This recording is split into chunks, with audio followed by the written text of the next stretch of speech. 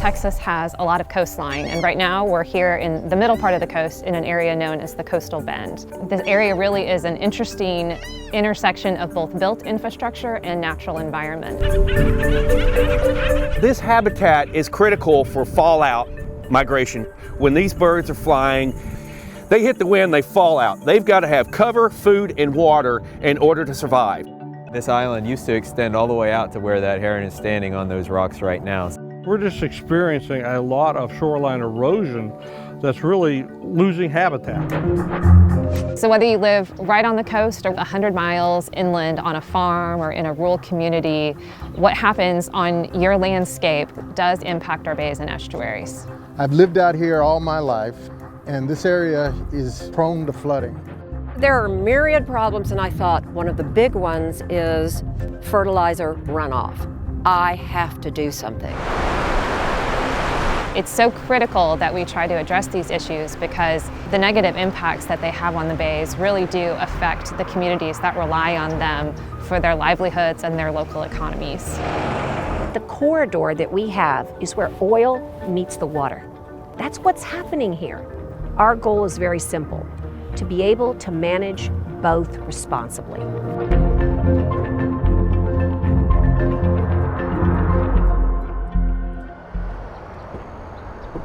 I live just a mile from here, and not only is this my home and my walking terrain, but the peace that it gives me to see the wildlife is part of our own wellness here in South Texas. I'm Barbara Canales. I'm Nueces County Judge. The urban center of Nueces County is Corpus Christi, Texas. One of the exciting things that's happened during the last few years is that we've become the #1 export port in the country. And while creating a robust economy, we have not forgotten how important it is. If you really want to be a healthy economy, you want your environment to be healthy. A county is strong when their infrastructure is strong. A lot of these houses get flooded every time it rains. That means part of my job is to really protect not only our corridor, but be concerned about drainage, and its sister conversation is water quality. You can see the damage that's been done by the flooding. The wall itself, you can hear that noise, is where it's separating out. Here's where the foundation is cracking and separating. The community lives out here, everything's on septic. So these septic tanks get inundated with water, they fill up, and then they flood out. Imagine this whole field covered in water, at least 6 inches to a foot deep. Hi guys. Do you know that you live in one of the most beautiful historical places in all of Texas? We believe the first settlements of Nueces County were established right in this area. It's only a community of about 100. And its importance to the region is, of course, agricultural. There's a tremendous amount of crops that are raised here. This is the site of our wind energy of South Texas. We have had tremendous water quality issues in Baffin Bay, which of course originate from Petronila Creek and even further upstream. So we have a lot of work to do. Whether it's coming from agricultural land and runoff or faulty wastewater treatment systems, now we really are moving into a phase where we want to try to do something about it. We are on Chapman Ranch, Texas, which is about 16 miles southwest of Corpus Christi. I'm Dana Orr. I own this 240 acres of Chapman Ranch farmland. Behind those trees and then down, and we will be at creek frontage. The Petronila Creek does not meet water quality standards. And one of the reasons is agriculture fertilizer. And I'm just going, oh, yikes. I know from my love of this land and agriculture that I wanted to conserve and preserve this. And we start devising a wetland project. This whole field will be a series of ponds and wetlands interconnected, including native coastal grasses that helps clean water.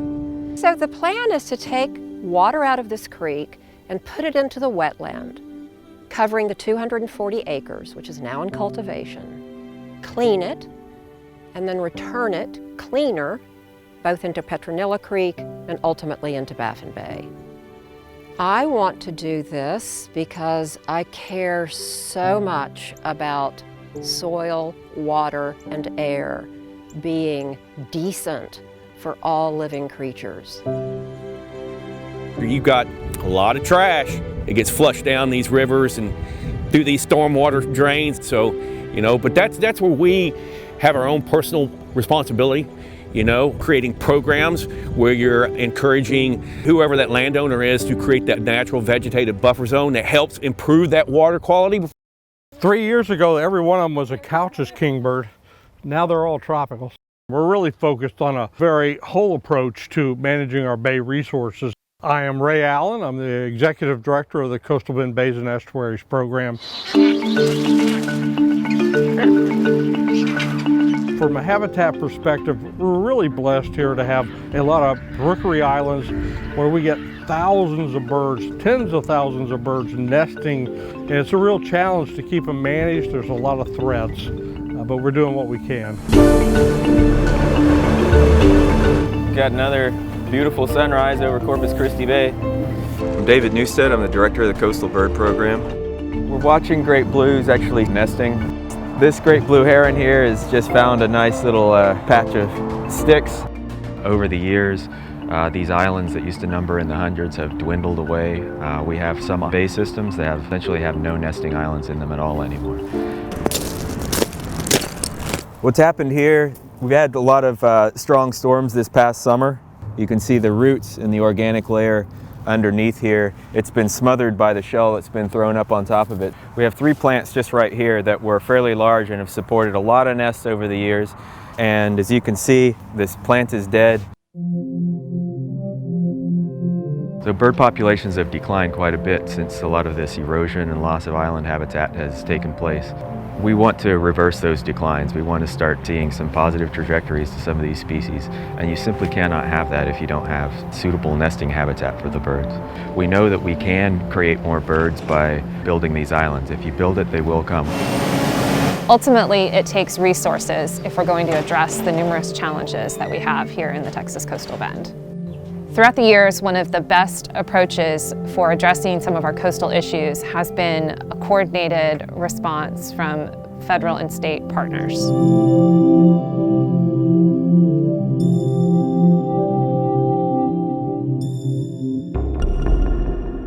This is the commemoration of the 2010 Deepwater Horizon oil spill, one of the largest environmental disasters in U.S. history. You can never make up for an oil spill like this, but these funds have gone a long, long, long way in helping restore the coast and helping restore our county. Being able to identify those projects and to show the return on investment will be very important for our fed and state partners. I'm often asked when I talk about Restore Act and Deepwater Horizon, didn't that happen off the coast of Louisiana? What does that have to do with Texas? It has everything to do with Texas. And in fact, all the things that we love about living on the coast, particularly those beautiful species like our sea turtles and our birds, they were affected directly by Deepwater Horizon. The sea turtles, the dolphins, the birds that we have, they don't know the distinction that lead to injury out in the Gulf versus the state line, of another state, whether it's Louisiana, Alabama, Mississippi, Florida. So those populations that were affected closer to Louisiana and other parts of the Gulf, in order for them to rebuild, they have to have source stock. So the birds that nest around here can serve as sources that would later populate those areas and build resilience in the population. We need to make sure that people know that not only were we affected, but that we're in charge of our own destiny.